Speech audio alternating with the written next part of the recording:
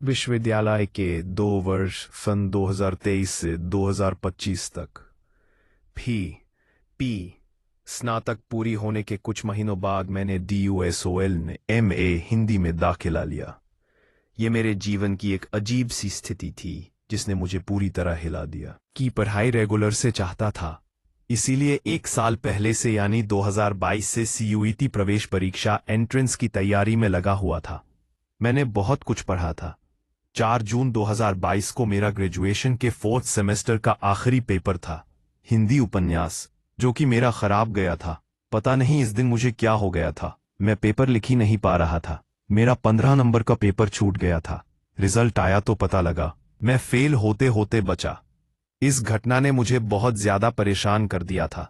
इस पेपर के खराब जाने के कारण ही मैं सेकेंड ईयर में कोई पोजीशन नहीं ला पाया। इस पेपर को देने के बाद मैं चांदनी चौक गया था। वहीं से सरस्वती पांडे और गोविंद पांडे की किताब हिंदी भाषा एवं साहित्य का वस्तुनिष्ठ इतिहास लाया था एंट्रेंस की तैयारी के लिए, पर सब कुछ धरा का धरा रह गया। एंट्रेंस वाली सुबह मेरी बहुत ज्यादा तबीयत खराब हो गई और मैं एंट्रेंस ही नहीं दे पाया। इस घटना के बाद मैं खूब रोया। मेरी माँ ने साक्षात और मेरी कॉलेज की एक प्रोफेसर ने फोन पर मुझे ढास बंधाया।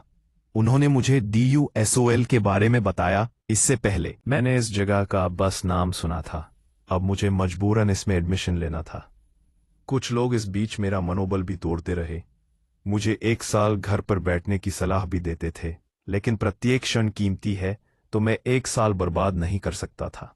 मैंने तुरंत DUSOL में आवेदन करने की सोच ली, क्योंकि ओपन और रेगुलर दोनों पढ़ाइयों की समान मान्यता है। मेरा नाम पहली मेरिट लिस्ट में 13वें नंबर पर था।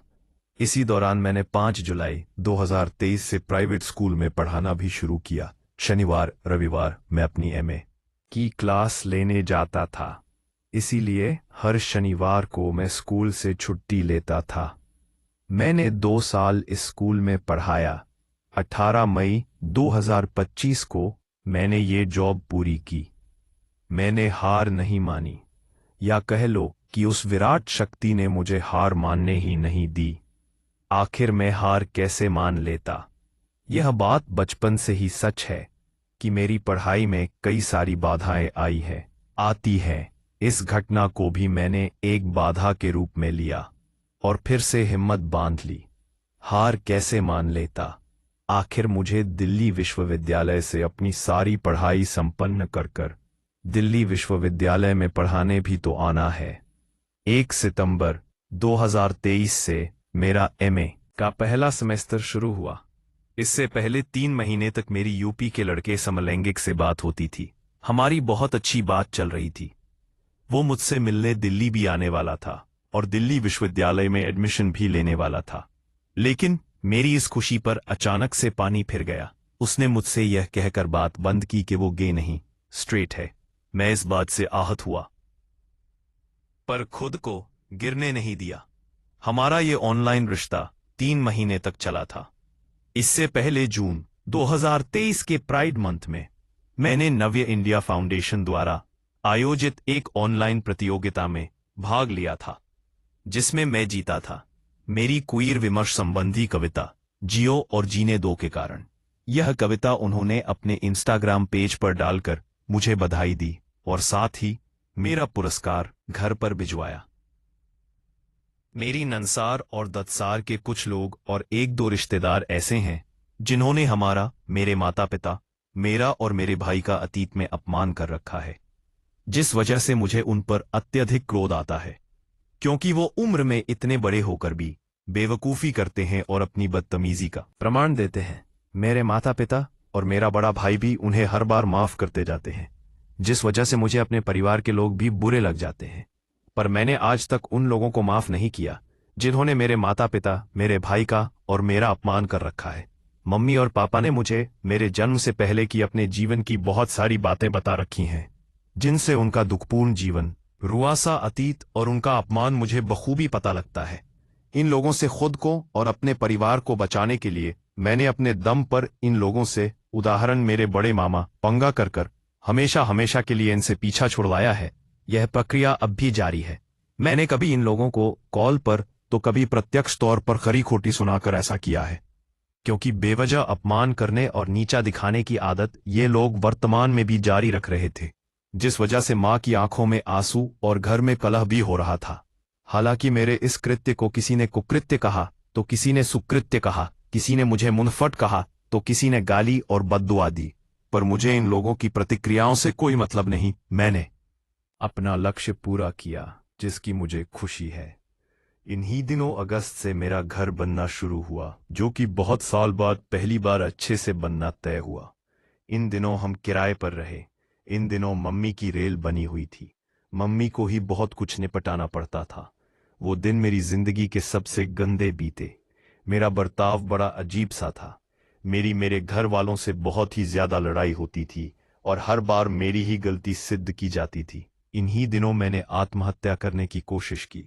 उसी किराए के घर में कभी पंखे की गाटर से लटक कर जान देने को चढ़ा, तो एक दो बार अपनी नस काटने को।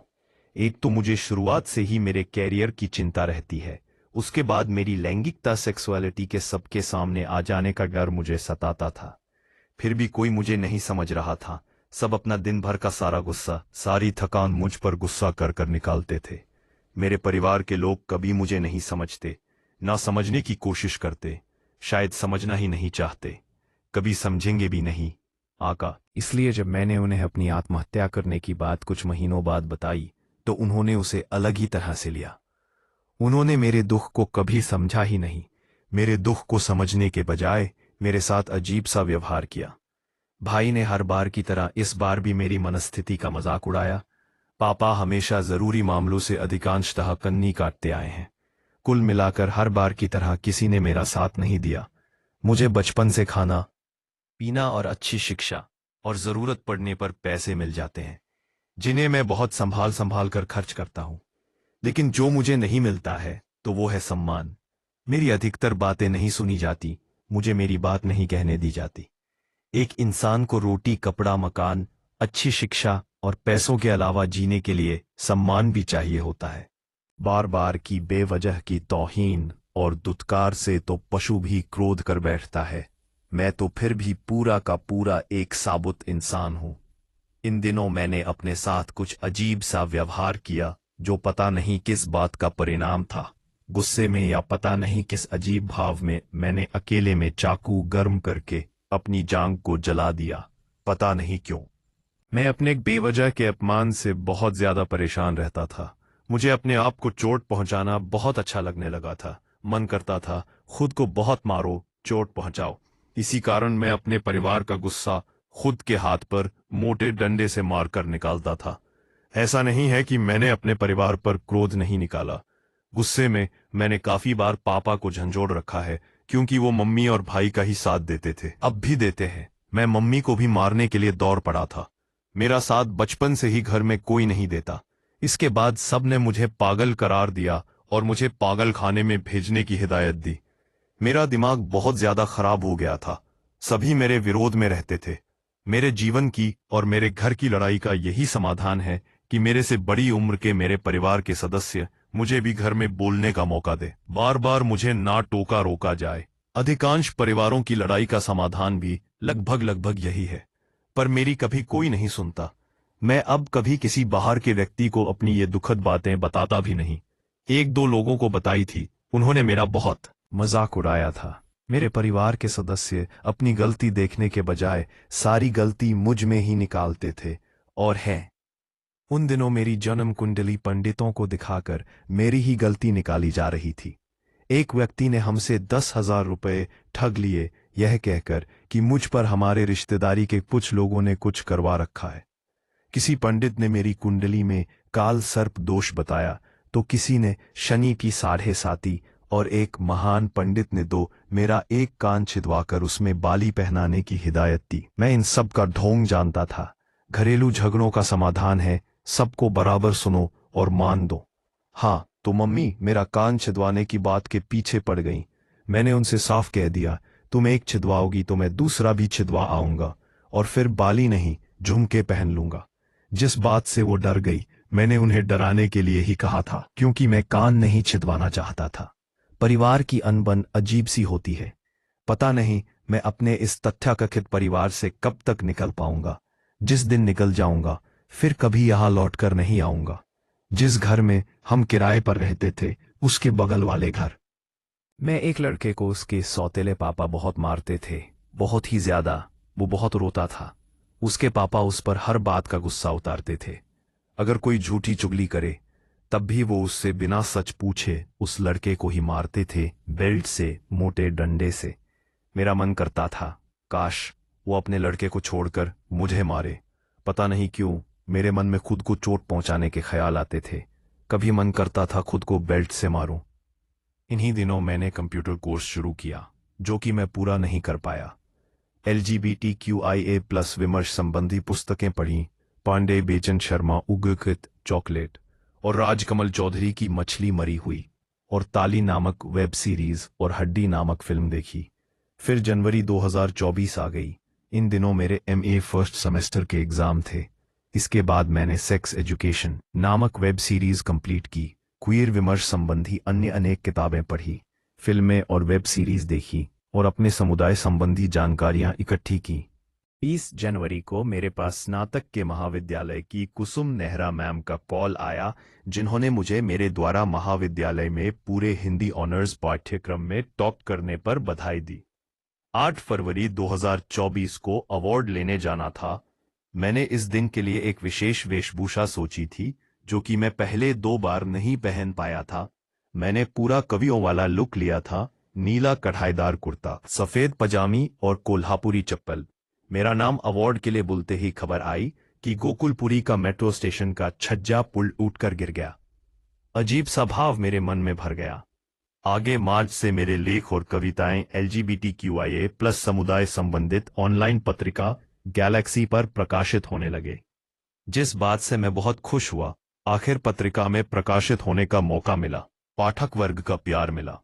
इस साल के जून गौरव माह, प्राइड मंथ में, मैं नाज फाउंडेशन LGBTQIA+ सेंटर दिल्ली में क्वीर विमर्श संबंधी साहित्यिक कार्यक्रम में 2 कविताओं, पुरुष को स्त्री के भेष में देखकर और मैं पति मेरा पति, को प्रस्तुत कर श्रोताओं के दिलों पर राज कर गया। बाद से हम लोग अक्टूबर या नवंबर में इस नए घर में आ गए थे। 2024 की जनवरी में मेरी परास्नातक के प्रथम सत्रार्ध की और जून में द्वितीय सत्रार्ध की परीक्षाएं हुईं। 30 जून की रात को मैंने अपनी आधी कमर तक लंबे बालों को अपने हाथों से काट दिया। वो समय मेरे लिए बहुत दुखदाई था, जिस बारे में मैं कभी सोच तक नहीं पाता। 2.5 साल तक मैंने अपने बालों को बहुत कठिनाइयों का सामना करते हुए बहुत सारी चीजों से बचाए रखा था। जुलाई में मेरी मम्मी से घर में बहुत बुरी लड़ाई हुई।